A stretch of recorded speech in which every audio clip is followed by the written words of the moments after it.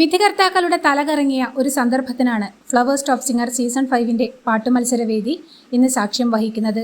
വിധികർത്താക്കൾ വരെ ശ്വാസം അടക്കിപ്പിടിച്ച് പ്രാർത്ഥനയോടെ കാത്തിരുന്ന ഭാഗങ്ങൾ പുഷ്പം പോലെ പാടി വിസ്മയിപ്പിച്ചിരിക്കുകയാണ് കുരുന്നുഗായകൻ.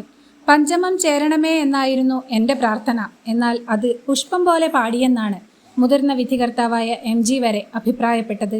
എക്സ്ട്രാ ഓർഡിനറി ടാലൻ്റ് ഉള്ള കുട്ടിയാണെന്നാണ് ഗായത്രി വിലയിരുത്തിയത്.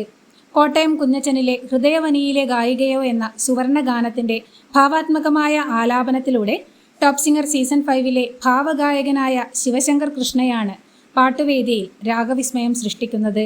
പ്രയാസകരമായ സംഗതികൾ പോലും പുഷ്പം പോലെ പാടി വിസ്മയിപ്പിച്ച ശങ്കരൻ ബഡായി കഥകൾ പറഞ്ഞ് വിധികർത്താക്കളെ തലകറക്കുന്നുണ്ട്.